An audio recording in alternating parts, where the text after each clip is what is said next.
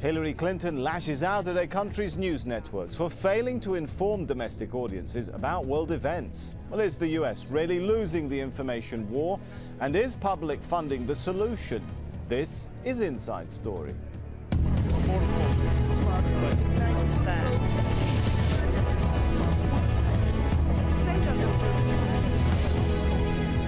Hello and welcome to the program. I'm Sami Zaidan. Well, America is facing an information war and we are losing that war. That's what US Secretary of State Hillary Clinton had to say as she spoke before the Senate Foreign Relations Committee.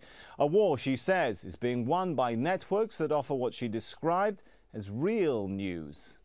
You've got a set of global networks that Al Jazeera has been the leader in, that are literally changing people's minds and attitudes. And like it or hate it, it is really effective. And in fact, viewership of Al Jazeera is going up in the United States because it's real news. You may not agree with it, but you feel like you're getting real news around the clock instead of a million commercials. We have a great cultural export, but we're not competing in the way we need to compete in the information values arena. Al Jazeera is. The Chinese have opened up a global English network and a network in other languages. Russia has opened up a global English network. We are missing in action. Well, as you can imagine, those comments were not shared by everyone. Right-wing commentator Glenn Beck was quick to respond. He said Al Jazeera was the propaganda arm of the Middle East and Islamic extremism.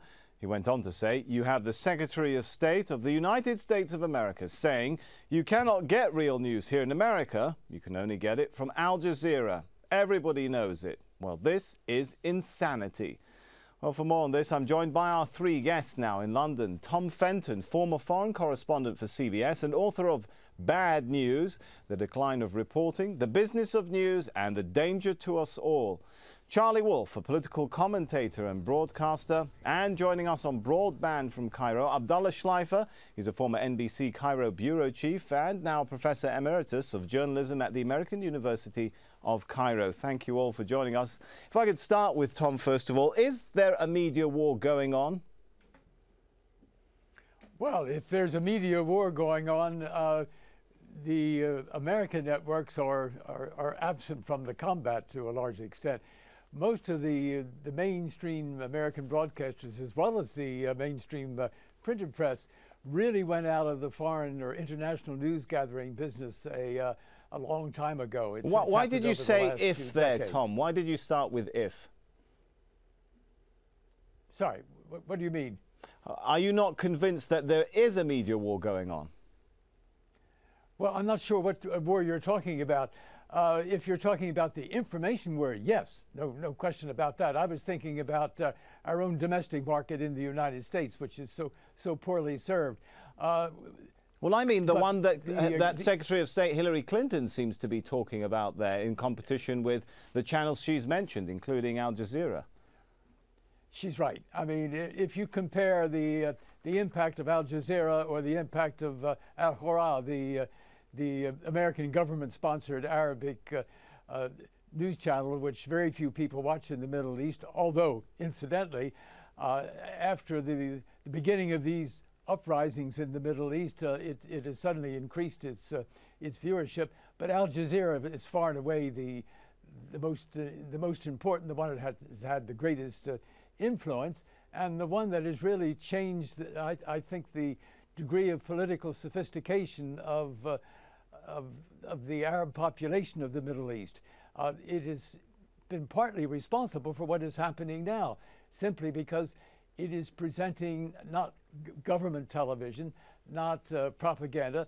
It tries to show both sides or three sides of a question, and as a result has made the population of Tunisia, of Egypt, and the other countries in the Middle East more aware of what's going on in the rest of the Arab world, and less likely to believe the propaganda they get from their government television. All right, Professor Abdullah Schleifer. We don't have anything to come. We could shift gears a little bit. Professor Abdullah Schleifer, you've worked, so to speak, on both sides of the divide for American networks, for Arab networks. Why is the U.S. narrative losing the war here? Well, first of all, Sammy, let me start by saying I never thought of myself, whether I was working for NBC or Al Arabiya or as a regular contributor to Jazeera English, I never thought of myself as a foot soldier in anybody's information war. I'm a journalist. And as a journalist, I would say that the quality of American network of television journalism has deteriorated, especially if we're talking about international coverage, foreign coverage. It's deteriorated terribly over the past couple decades. And there are a number of reasons for it. One of them is that it became a profit center. You know, when network news started, it was originally considered a public service. It wasn't a profit center. That was for entertainment. But it became a profit center, which made it very nice for us back in the 70s because we could hire Lear jets all the time. But the problem is that the viewership of American network television has declined radically over the last couple of decades because of competition from cable, from many other sources, of course, the internet. Now, when your profits decline, you have the only way you can maintain a profit is either to maintain your audience, which they didn't, the audiences have declined, or you cut your costs. So the first decision was to cut foreign coverage. So whereas hang on, Professor Abdullah, is the assumption, is what you're saying here, that somehow they reached the conclusion that you cannot make any money in the US by covering international news?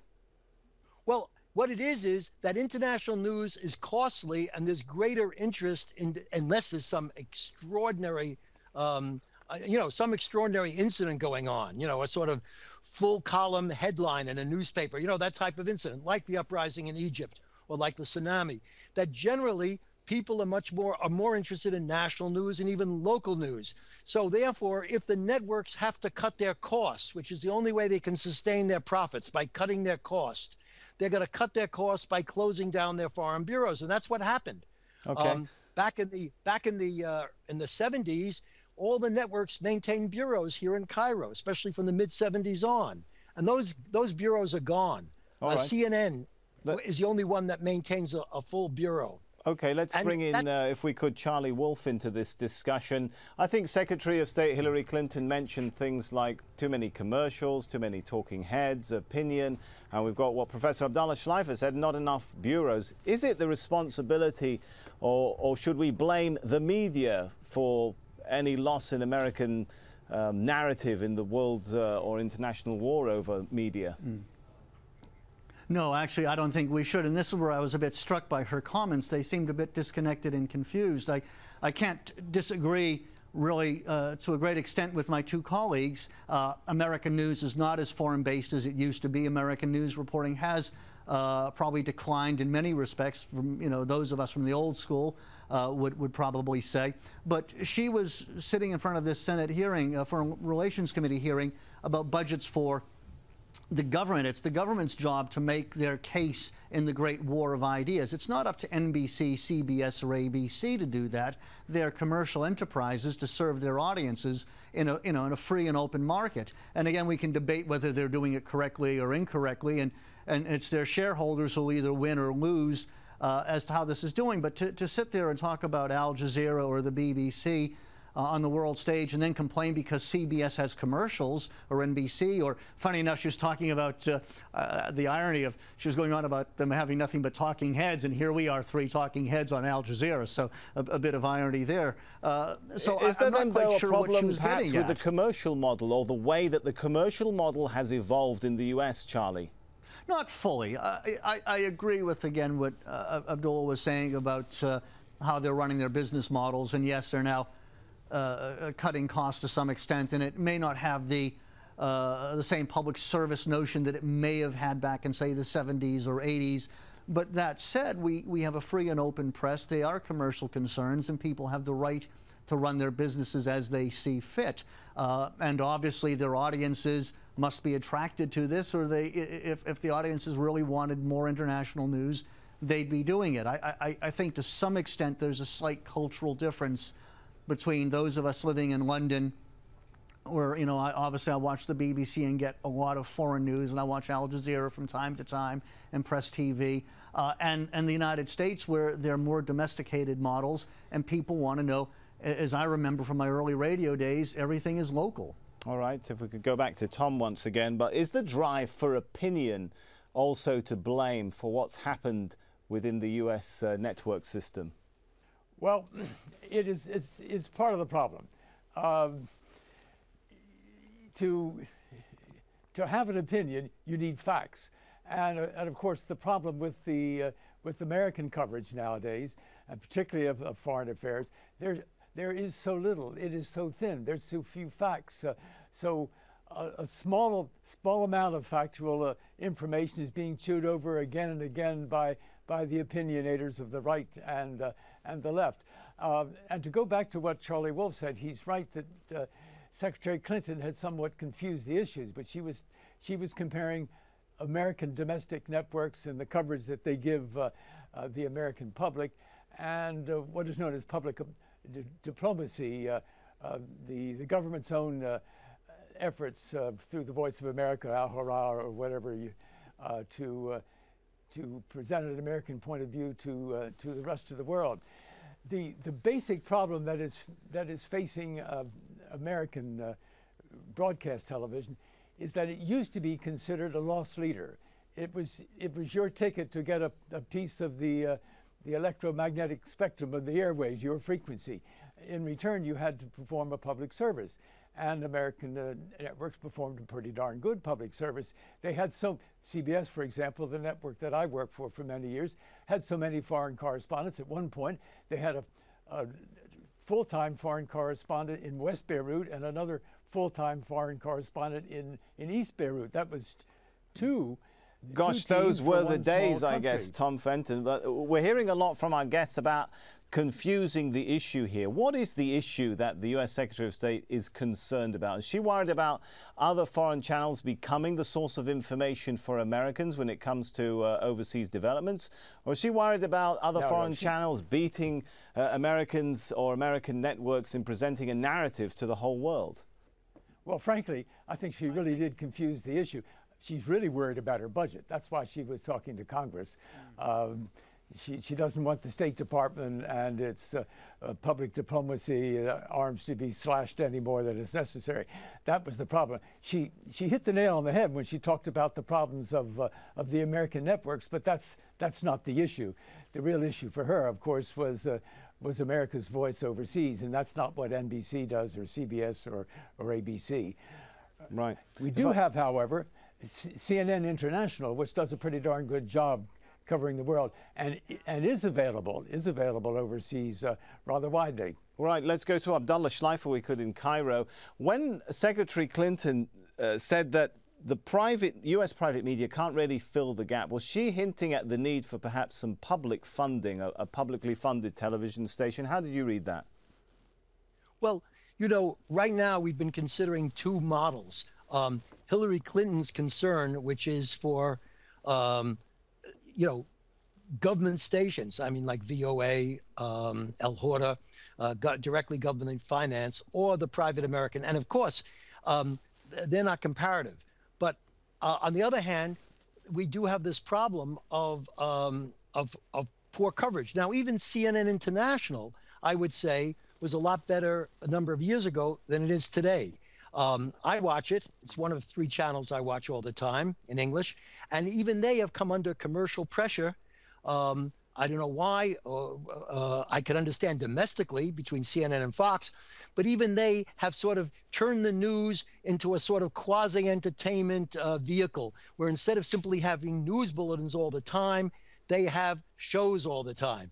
Now, so you feel that maybe public funding is an alternative, Professor Abdullah? Yes, what I'm suggesting is there's a third option, and that third option is public service television, which is publicly funded but not government run. All right, let's take that point. Sorry if I could jump in. Let's bring in Charlie Wolf once again. Do you agree with that? No, unfortunately, I don't, and the reason being is you look at the BBC, and it does, on the whole, a fine job. I don't have a major complaint, but that said, my license fee is funding something that I may not believe in, especially on a domestic level. I think it's pretty well written that the BBC has a cultural, there's a cultural bubble it lives in, which is very much to the left. So I don't think it serves a purpose. And that was my worry. I was wondering why it was any business of the Secretary of State of the United States to worry about commercial broadcasters. If anybody should be concerned, it should be the shareholders of NBC, ABC, CBS, Fox, etc. Well, I guess she's worried about U.S. influence around the world. But that's her job. that's what the Secretary of State does, not NBC, CBS at all. And it's interesting to note, here in the United Kingdom, for instance, we have the BBC domestic service, which is funded by the license fee, the BBC World Service, which is very much lauded and is separate, is actually funded by the our version of the State Department, the Foreign Office, but its budget is being cut. So we're under the same problems here. I'm trying to think what role she's thinking of. We have VOA, so let's go with VOA. NPR is not an international service. I don't really think it should be, and I don't see totally a need for funding. This is one of the debates that's going on right now. I think what she's alluding to tangentially is NPR, PBS is in a lot of hot water recently over the Juan Williams affair. He was one of their commentators,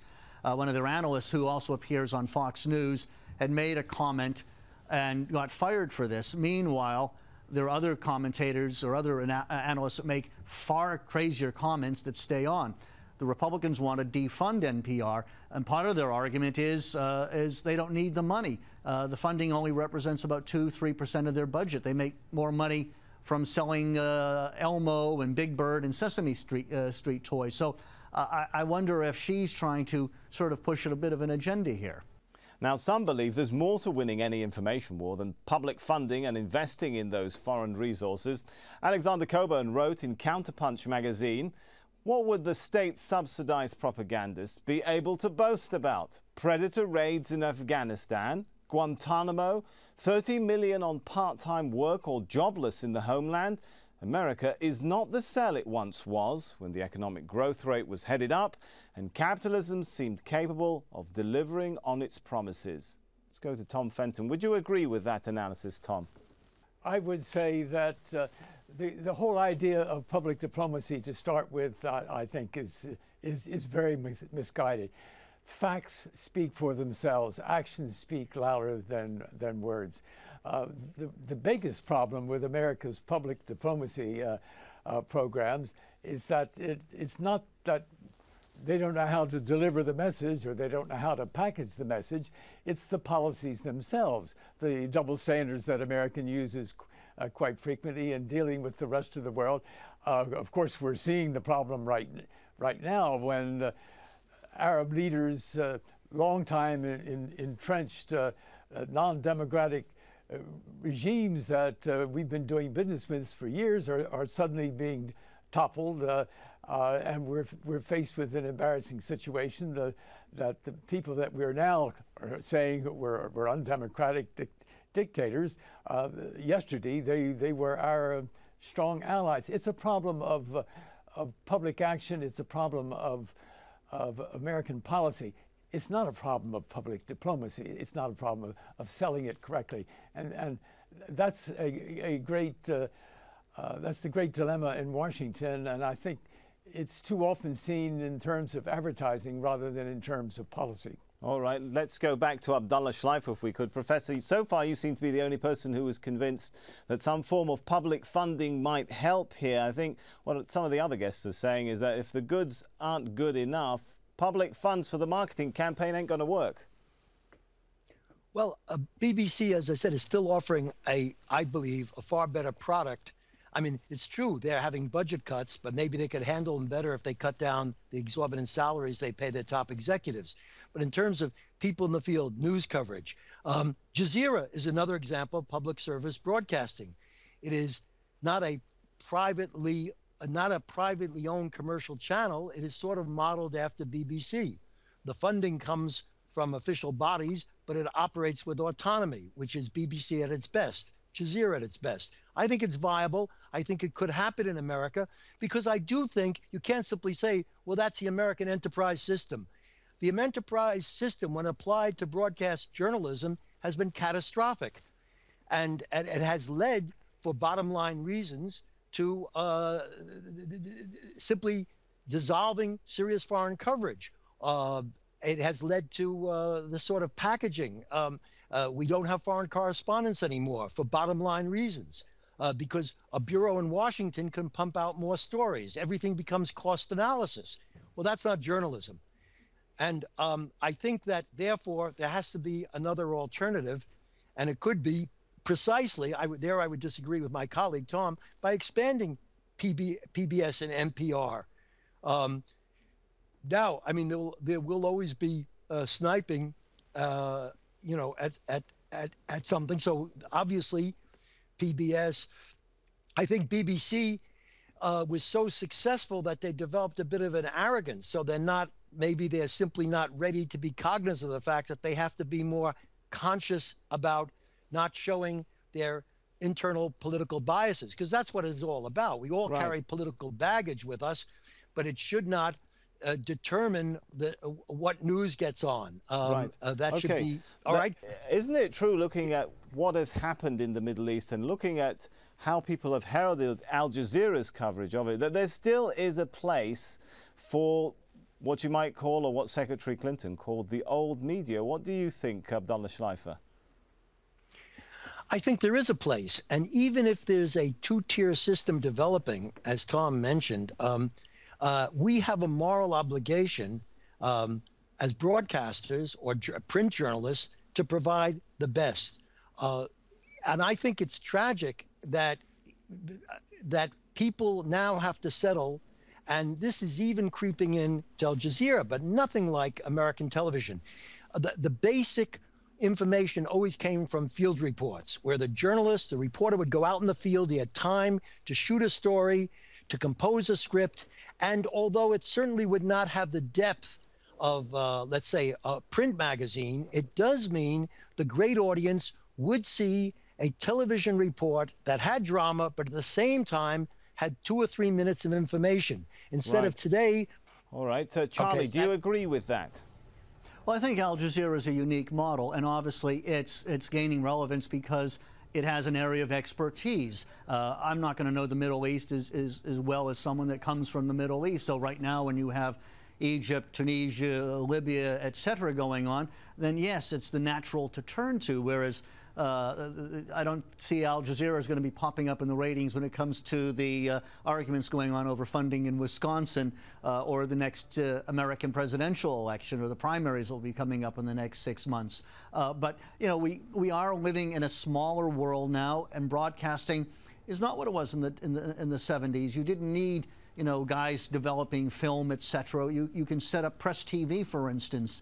The Iranian station, you don't need the budget nowadays to set up these organizations, or CCTV, or the Russians, etc. They may not be as good as Al Jazeera, but it can be done. So the model is changing, and people will have, broadcasters will have to cope with that. And the final question from Tom Fenton. Are broadcasters in the US really coping with it? Are they changing with the times? No, indeed, they're not. You know, for a while after 9/11, I thought maybe they would. All of a sudden, the budgets were torn up. People were sent out to the field. I remember going to Pakistan and Afghanistan and going to Germany, visiting the mosques there. But they simply ran out of interest, or ran out of money, or didn't have enough people to keep it up. It is so thin now. Each of the 3 big American terrestrial broadcasters have just a handful of full-time correspondents to cover the world. They don't have the troops anymore. And there's no interest there that I can see in reopening all the foreign bureaus that have been closed. You know, they closed down Moscow, they closed down even Tel Aviv, which was sort of unclosable and untouchable for a long time. I see no idea at all, no interest in changing that. and yet somehow it must change if the public is going to be informed. All right, we'll leave it there now. We'll have to thank our guests at this point. Tom Fenton from London, Abdullah Schleifer from Cairo, and Charlie Wolf, also from the British capital. Thank you all for joining us here. Thank you, the viewer, for joining us here on this edition of Inside Story. As always, we welcome your comments and suggestions. Email them to us at insidestory@aljazeera.net. For now, it's goodbye.